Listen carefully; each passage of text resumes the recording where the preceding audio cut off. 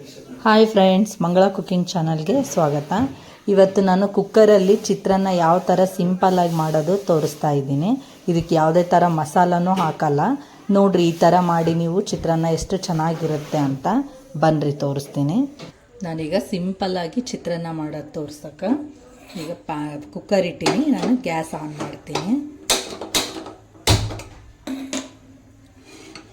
ಇದು ಸಿಂಪಲ್ಲಾಗಿ ನೀವು ಚಿತ್ರಾನ್ನ ಮಾಡಿಕೊಡ್ರಿ ಕುಕ್ಕರಲ್ಲಿ. ಎಷ್ಟು ಟೇಸ್ಟ್ ಚೆನ್ನಾಗಿರುತ್ತೆ ಅಂದರೆ ಇದು ಒಂಥರ ಹೊಸ ರೆಸಿಪಿ. ನಾನು ಮಾಡೋದ್ರಲ್ಲಿ ಇದು ನನಗೆ ಹೊಸದು. ಬೇರೆಯವ್ರು ಮಾಡ್ತಾರೋ ಬಿಡ್ತಾರೋ ಗೊತ್ತಿಲ್ಲ. ಇದು ಒಂದು ಸಲ ನೀವು ಟ್ರೈ ಮಾಡಿ ನೋಡಿರಿ ಹೇಗಿರುತ್ತೆ ಅಂತ. ಈಗ ಇದಕ್ಕೆ ನಾನು ಎಣ್ಣೆ ಹಾಕ್ತೀನಿ. ಇದಕ್ಕೆ ಸ್ವಲ್ಪ ಎಣ್ಣೆ ಜಾಸ್ತಿ ಇರಲಿ, ಟೇಸ್ಟ್ ಚೆನ್ನಾಗಿ ಅನಿಸುತ್ತಾ. ಒಂದು 4 ಸ್ಪೂನಷ್ಟು ಎಣ್ಣೆ ಹಾಕ್ಕೊಳ್ರಿ.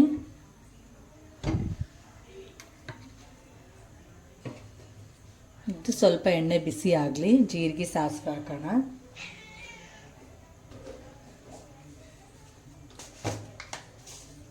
ಒಂದು 1/4 ಸ್ಪೂನಷ್ಟು ಸಾಸಿವೆ,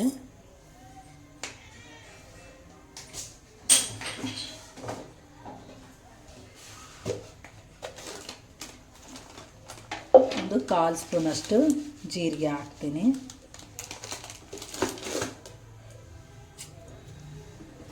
ಇದು ಸ್ವಲ್ಪ ಚಟಪಟ ಅಂತ ಸಿಡಿಲಿ.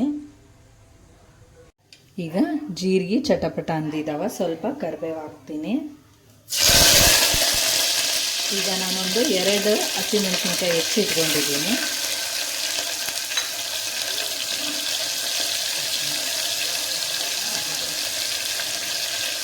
ನಾನೀಗೊಂದು ದೊಡ್ಡ ಗಾತ್ರದ ಈರುಳ್ಳಿ ಹೆಚ್ಚಿಟ್ಕೊಂಡಿದ್ದೀನಿ.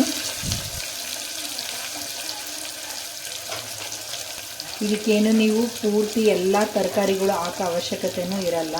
ನೀವು ಯಾವ ತರಕಾರಿ ಇರುತ್ತೋ ಅದನ್ನಷ್ಟೇ ಹಾಕಿದರೆ ಸಾಕು. ನಾನೀಗೊಂದು ಕ್ಯಾರೆಟ್ ಹಾಕ್ತಾಯಿದ್ದೀನಿ, ಮತ್ತು ಒಂದು ರೆಡ್ ಕ್ಯಾಪ್ಸಿಕಮ್ ಮತ್ತು ಗ್ರೀನ್ ಕ್ಯಾಪ್ಸಿಕಮ್ ಸಮ ಹಾಕ್ತಾಯಿದ್ದೀನಿ. 2 ಮಿಕ್ಸ್ ಮಾಡಿದ್ದೀನಿ. ರೆಡ್ಡು ಮತ್ತು ಗ್ರೀನು ಇವೆರಡನ್ನ ಹಾಕ್ತೀನಿ. ನೀವು ಆಲೂಗಡ್ಡೆ ಇದ್ರೂ ಇದರಲ್ಲಿ ಸೇರಿಸ್ಬೋದು. ನೀವೇನು ಮಸಾಲೆ ಹಾಕೋ ಅವಶ್ಯಕತೆ ಇರಲ್ಲ. ನಾನೀಗೊಂದು 2ರಿಂದ 3 ಸ್ಪೂನಷ್ಟು ಬಟಾಣಿ ನೆನೆಸಿಟ್ಕೊಂಡಿದ್ದೀನಿ. ಈ ಬಟಾಣಿ ಸಮ ಸೇರಿಸ್ತಾ ಇದ್ದೀನಿ. ಎಲ್ಲದು ಚೆನ್ನಾಗಿ ಫ್ರೈ ಆಗಲಿ. ಈಗ ಚೆನ್ನಾಗಿ ಫ್ರೈ ಆಗಲಿ. ಈಗ ನಾವು ಪಲಾವಿಗೆ ಈ ಥರ ತರಕಾರಿ ಮತ್ತು ಮಸಾಲ ಹಾಕ್ತೀವಲ್ಲ, ಇದು ಮಸಾಲ ಏನೂ ಹಾಕೋ ಅವಶ್ಯಕತೆ ಇರಲ್ಲ. ಇಷ್ಟೇ ಮಾಡಿಕೊಡ್ರಿ, ಟೇಸ್ಟ್ ಮಾತ್ರ ಭಾಳ ಚೆನ್ನಾಗಿರುತ್ತೆ.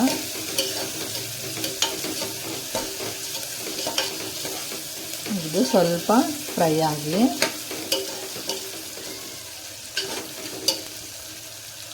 ನಾನು ಇದಕ್ಕೀಗ ಹುಣಸೆ ಹುಳಿನ ನೆನೆ ಹಾಕಿ ಇಟ್ಕೊಂಡಿನಿ. ಈ ಥರ ಹುಣಸೆ ಹುಳಿ ನಾನೊಂದು ಸ್ವಲ್ಪ ತೊಗೊಂಡಿದ್ದೀನಿ. ನಿಮ್ಗೆ ಅಳತೆ ನೋಡ್ಕೊಂಡು ನೀವು ಹಾಕ್ಕೊಳ್ರಿ. ನಾನೀಗ 1 ಪಾವು ಅಕ್ಕಿಗೆ ಇಷ್ಟು ಹುಣಸೆ ಹಣ್ಣು ತೊಗೊಂಡಿದ್ದೀನಿ. ಈಗ ನೋಡಿರಿ, ಚೆನ್ನಾಗಿ ಫ್ರೈ ಆಗವ. ಈಗೆಲ್ಲ ನೀಟಾಗಿ ಬೆಂದಿದ್ದಾವ. ಈಗ ಇದರಲ್ಲಿ ನಾನೊಂದು 1/4 ಸ್ಪೂನಷ್ಟು ಅರಿಶಿನ ಸೇರಿಸ್ತೀನಿ.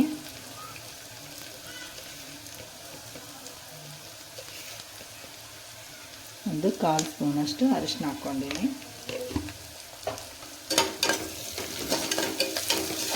ನೀವು ಯಾವ ಮಸಾಲನೂ ಹಾಕಬೇಡ್ರಿ, ಟೇಸ್ಟ್ ಭಾಳ ಚೆನ್ನಾಗಿ ಅನಿಸುತ್ತಾ. ಈಗ ನಾನು ಒಂದು ಸ್ವಲ್ಪ ಹುಣಸೆ ಹಣ್ಣು ಹಾಕಿದ್ದೆ, ಒಂದು ಅಡಿಕೆ ಗಾತ್ರದ ಹುಣಸೆ ಹಣ್ಣು ಹಾಕಿದ್ದೆ. ಈಗ ಆ ಹುಣಸೆ ಹಣ್ಣನ್ನು ಇದರಲ್ಲಿ ಸೇರಿಸ್ತಾ ಇದ್ದೀನಿ.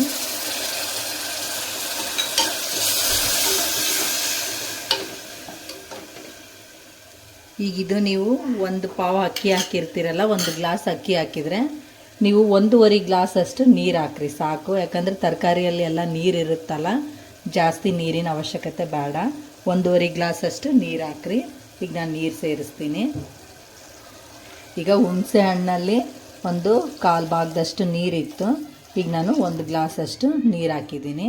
ಈಗ ಇದರಲ್ಲೇ ಅಕ್ಕಿ ಸೇರಿಸೋಣ. ಈಗ ನಾನು ಅಕ್ಕಿನೂ ನೀಟಾಗಿ ತೊಳೆದಿಟ್ಕೊಂಡಿದ್ದೀನಿ. ಈ ಅಕ್ಕಿನೂ ಇದರಲ್ಲೇ ಹಾಕ್ತೀನಿ.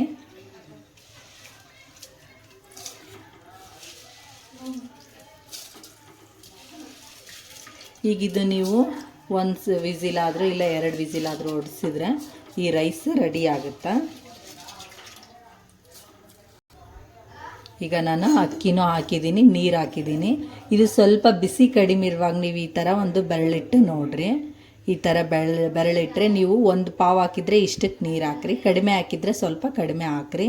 ಇದು ತರಕಾರಿಯಲ್ಲಿ ಎಲ್ಲ ನೀರು ಇರೋದಕ್ಕೆ ನಾನು ಇಷ್ಟೇ ನೀರು ಹಾಕಿದ್ದೀನಿ. ಈಗ ಇದು ಚೆನ್ನಾಗಿ ಸ್ವಲ್ಪ ಕೈ ಆಡಿಸ್ರಿ. ಈ ಥರ ಕೈ ಆಡಿಸಿ ನೀವು ಉಪ್ಪು ಹಾಕಿ ಕುಕ್ಕರ್ ಕ್ಲೋಸ್ ಮಾಡಿರಿ.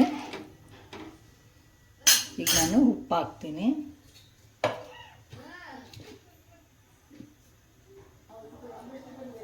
ಈಗ ರುಚಿಗೆ ತಕ್ಕಷ್ಟು ಉಪ್ಪು ಹಾಕ್ರಿ.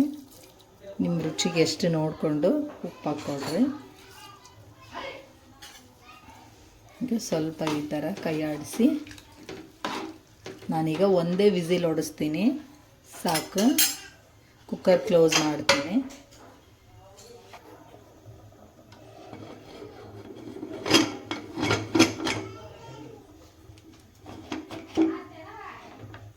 ಈಗ ಒಂದು ವಿಸಿಲ್ ಹೊಡ್ಸೋಣ.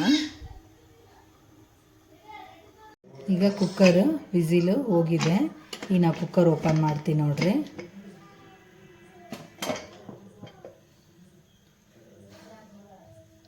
ನೋಡ್ರಿ ಎಷ್ಟು ಚೆನ್ನಾಗಾಗೈತೆ ಅಂತ. ಇನ್ನು ಸ್ವಲ್ಪ ಈ ಥರ ಕೈ ಆಡಿಸ್ಕೊಳ್ರಿ. ನೀವು ಪಲಾವ್ ಯಾವ ಥರ ಮಾಡ್ತೀರಲ್ಲ ಅದೇ ಥರ ಚಿತ್ರಾನ್ನ ಇದು ರೆಡಿ ಆಯಿತು. ನೀವು ಪಲಾವಿಗೆ ಮಸಾಲ ಹಾಕ್ತೀರಿ, ಇದಕ್ಕೆ ಯಾವುದೇ ಥರ ಮಸಾಲ ಇರಲ್ಲ. ಇದ್ರ ಟೇಸ್ಟೂ ಭಾಳ ಚೆನ್ನಾಗಿರುತ್ತೆ, ಯಾಕಂದರೆ ನಾವು ಇದಕ್ಕೆ ಹುಣಸೆ ಹಣ್ಣಿನ ಹುಳಿನೂ ಹಾಕಿರ್ತೀವಿ. ಇದಕ್ಕಾಗಿ ಟೇಸ್ಟ್ ಚೆನ್ನಾಗಿರುತ್ತೆ.